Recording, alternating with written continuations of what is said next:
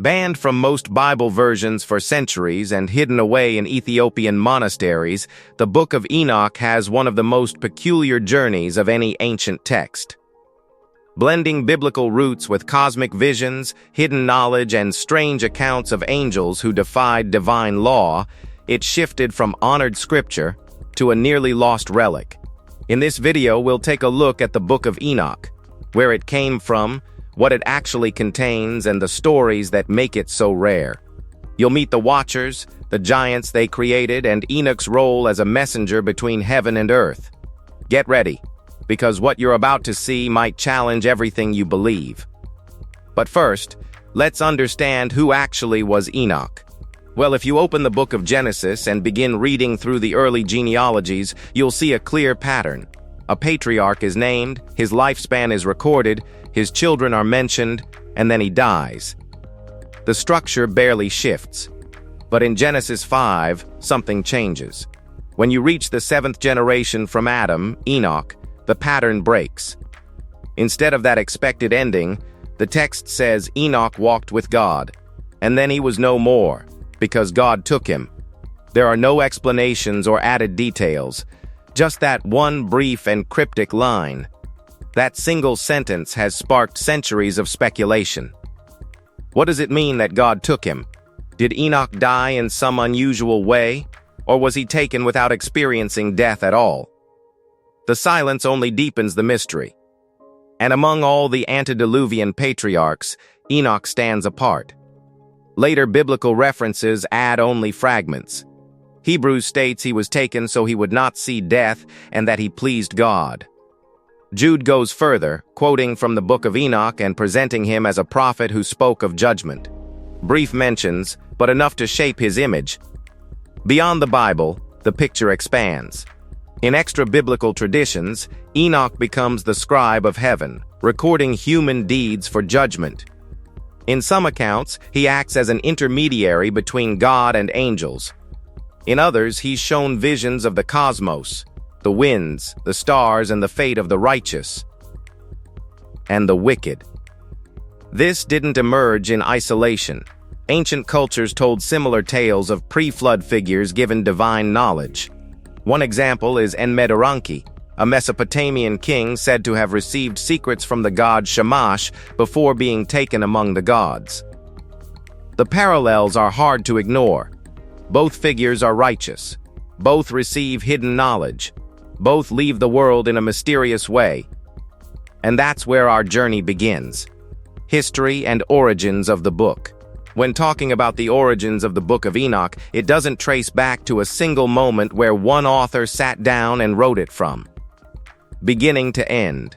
What we're looking at instead is a layered work, built gradually over time by different writers in different settings, then brought together into the form we recognize today. Scholars generally place its composition between the 3rd century BC and the 1st century CE, a time marked by major religious and political shifts in the ancient Jewish world. This was the Second Temple period, when apocalyptic literature, texts revealing heavenly secrets, describing divine judgment, and exploring the end of days, was widely circulating. The Book of Enoch fits within that environment, but it also stands apart.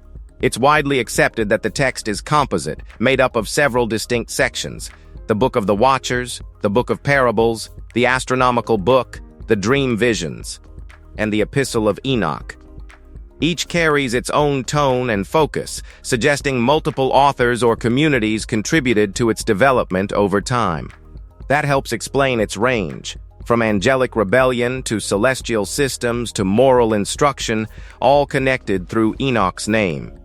Originally, these writings were likely composed in Aramaic, the common language of the region. Over time, they were translated into Greek and later into Ge'ez, the classical language of Ethiopia. What makes this unusual is that while the text faded elsewhere, the Ethiopian Orthodox Church preserved it in full. Today, complete versions survive only in Ge'ez. Its rediscovery in the West came much later. In the 18th century, Scottish traveler James Bruce returned from Ethiopia with manuscripts of the text, reintroducing something long thought lost. That recovery gained further support in the 20th century when fragments written in Aramaic were found among the Dead Sea Scrolls, confirming its presence in ancient Judea. Now, that leaves a lingering question. If it was once widely read, why did it disappear from most traditions? Well, in all honesty, we don't know. Structure of the Book of Enoch. The Book of Enoch, as it exists today, isn't a single continuous narrative. It's a collection, a set of 5 separate works composed at different times, likely by different authors, and then brought together under Enoch's name. Each section has its own style and direction, which is one reason scholars believe the text developed over centuries rather than being written all at once. The first and most recognized section is the Book of the Watchers. This is where the account of the Watchers, angels who descended to earth, takes center stage. It describes how they took human wives, gave rise to the Nephilim, and introduced forbidden knowledge to humanity. The tone here is vivid and direct, showing divine limits being crossed and the consequences that followed. Enoch appears as a mediator, carrying messages between God, the Watchers, and humanity. The second section, the Book of Parables, shifts in tone. Instead of focusing on those events, it presents symbolic visions centered on judgment, the fate of the wicked, and the reward of the righteous. This is also where the Son of Man figure appears, a messianic presence associated with judgment. The imagery leans more symbolic, often resembling scenes of divine court. And then, the astronomical book moves in a completely different direction. It focuses on the movements of the sun, moon, and stars, describing ordered systems revealed to Enoch by heavenly beings. Its detailed structure suggests a strong interest in timekeeping and cosmic order. Then come the dream visions, where history is retold through symbolic imagery, often using animals to represent people and nations. Through these visions, Enoch sees events from creation through judgment. And the final section, the Epistle of Enoch, shifts toward direct instruction, such as warnings, encouragements, and calls to remain righteous. The Watchers, the Nephilim, and divine judgment. In the Book of Enoch, one of the most striking episodes begins with the descent of the Watchers, heavenly beings who leave their appointed place and set everything that follows into motion. The story opens with 200 angels, led by Samjaza, coming down to Mount Hermon. They are not treated as vague spirits. The text names their leaders, giving the rebellion a strangely organized feel. On that mountain, they make an oath together. They agree to take human women as wives, knowing there will be consequences. This echoes the brief passage in Genesis 6 where the sons of God take the daughters of men and produce giants. But where Genesis moves past it quickly, Enoch slows down and turns it into a full rebellion. From these unions come the Nephilim, giants of unusual size, strength, and appetite. But the Watchers' crime does not stop there. They also teach humanity forbidden knowledge. Azazel teaches the making of weapons, swords, knives, shields, and with that, warfare grows darker. Others teach enchantments, astrology, root cutting, cosmetics, jewelry, and the signs of the stars. To modern ears, some of this may sound useful, even harmless.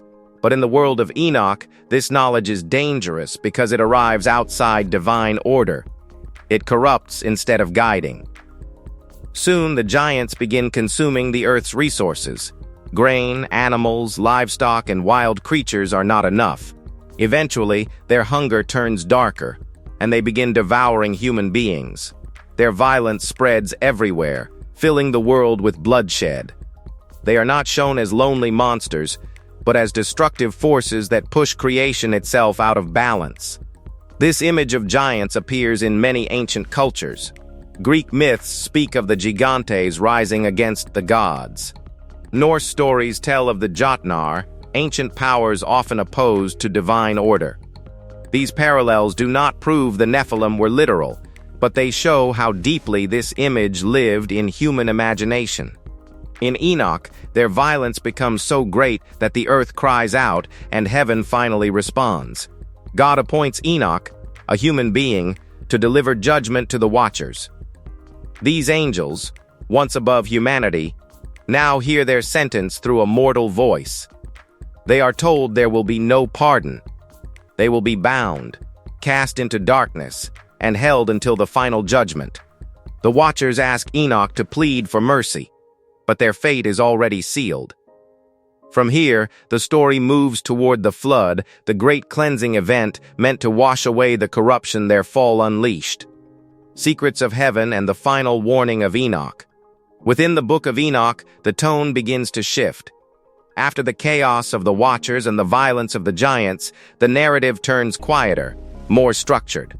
This is the astronomical book, sometimes called the Book of the Heavenly Luminaries. Instead of conflict, it lays out the movement of the sun, moon, and stars with careful detail. According to the text, the angel Uriel reveals this system to Enoch, showing how the sun rises through different gates, how days lengthen and shorten, and how the moon moves. Through its phases, the year is described as 364 days, ordered, symmetrical, predictable. For ancient readers, this was not abstract knowledge. It shaped festivals, seasons, and obedience to divine order. To follow the correct calendar was to stay aligned with creation itself. From there, the focus shifts again into the parables of Enoch. The attention moves away from the structure of the heavens and toward the fate of humanity. Here, rulers, kings, and powerful figures are brought before divine judgment. Their authority means nothing in that setting. The balance is reversed. The oppressed are lifted, and the powerful are brought low. At the center of these visions stands the mysterious Son of Man, a figure described as chosen, hidden, and revealed at the right moment. He judges, restores, and reshapes the order of the world. The language surrounding him feels familiar, especially when compared to later Christian writings, which is why this section continues to raise questions about influence and shared tradition. The dream visions take a different approach. History itself is retold, but not through names or dates. Instead, people and nations appear as animals, sheep, bulls, birds, and beasts, moving through a symbolic retelling of creation, conflict, and judgment. The imagery feels layered and coded, blending past events with future expectations. The flood appears again here, not just as destruction, but as a response to corruption that had spread too far. Finally, the Epistle of Enoch brings everything into focus. The tone becomes more direct. The visions give way to warnings and instruction. The righteous are urged to remain firm, while the wicked are reminded that their power will not last. Judgment is no longer distant or symbolic. It is certain. There are promises of restoration, of renewal, even of life beyond death, set against the fate of those who chose corruption.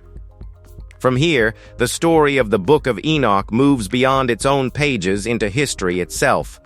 In the centuries that followed, its reception was uneven. Some Jewish groups valued it, as seen in the Dead Sea Scrolls, while later rabbinic tradition largely left it aside. Early Christianity, however, engaged with it more directly. The letter of Jude quotes from Enoch, showing it was known and respected by some early believers. Church figures like Tertullian even defended it. Yet over time, it fell out of favor. By the 4th century, as the biblical canon took clearer shape, Enoch was left out of most traditions. Questions about its origins and its absence from Hebrew scripture worked against it. Gradually, it faded from use in much of the world, but not everywhere. In Ethiopia, the text survived intact. The Ethiopian Orthodox Church preserved it in the Ge'ez language and continued to treat it as scripture. When European scholars encountered it again in the 18th century, it was through Ethiopian manuscripts, bringing back a work that had nearly disappeared elsewhere. That survival raises a lasting question. Was its preservation simply a chance, or did some communities recognize something in it that others chose to leave behind? Exclusion, rediscovery, and the return of Enoch. When you start digging into why the Book of Enoch was left out of most biblical canons, it quickly becomes clear there wasn't. One clean reason. It's more like a mix of discomfort, debate, and quiet decisions about what should define belief. And like most things in religious history, the official explanations only tell part of the story. One of the biggest tensions sits right at the center of the book. The story of the Watchers. Angels descending, taking human wives, producing giants. This wasn't a side detail. It shaped the entire narrative. For later Jewish and Christian authorities, this raised difficult questions. Could angels really fall that far? Could they break divine boundaries so completely? By the time doctrine began to settle into something more fixed, those ideas didn't sit well. Enoch's version of events felt too raw, too complicated, and harder to control. Then there's the figure in the parables, the Son of Man. Described as pre-existent, hidden with God, revealed at the right time to judge kings and restore order. For Jewish leaders trying to distance themselves from emerging Christian beliefs, that language came uncomfortably close to claims about Jesus. For Christians, the issue was different. The figure is never clearly identified, leaving too much room for interpretation. Either way, it didn't fit neatly. The astronomical book added another layer. Its 364-day calendar stood in direct conflict with the system used in Jerusalem. That wasn't a minor disagreement. Calendar disputes shaped worship itself, festivals, holy days, everything. Including Enoch would have meant choosing sides in an already tense divide. Practical issues didn't help either. The book is long, uneven, and clearly made of separate parts written across time. Compared to more consistent texts, it felt scattered. And behind all of this sat something less obvious. Control. Deciding what belongs in Scripture isn't just about truth. It shapes authority. A text filled with visions, angelic knowledge, and warnings about corrupt power could easily be used to question established leadership. So Enoch faded.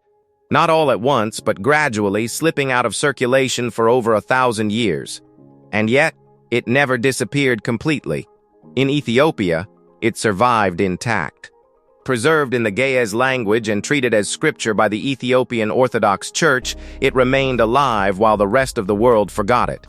Then, in the late 18th century, something unexpected happened. A Scottish traveler, James Bruce, returned from Ethiopia carrying complete manuscripts of the book. Suddenly, a text long thought lost was back. For European scholars, it was a shock. Here was a work quoted in early Christian writings, now sitting in full form after centuries of absence. But the real turning point came much later, in the mid-20th century. When the Dead Sea Scrolls were uncovered near Qumran, fragments of Enoch appeared among them, written in Aramaic, dating back to before the Common Era. That discovery settled the biggest question. Enoch wasn't a late invention. It belonged to the same world that produced many biblical texts. From there, interest surged again. Scholars began tracing its influence, its themes, its place in early Jewish thought. Outside academic circles, it sparked something else entirely. Speculation, fascination, and theories reaching far beyond its original context. From exclusion to survival, from disappearance to rediscovery, the Book of Enoch didn't just endure. It returned with more questions than answers. Well, that's all for today. If you've enjoyed watching this video, be sure to like, share, and subscribe. Thanks for staying with us till this far, and we'll see you very soon.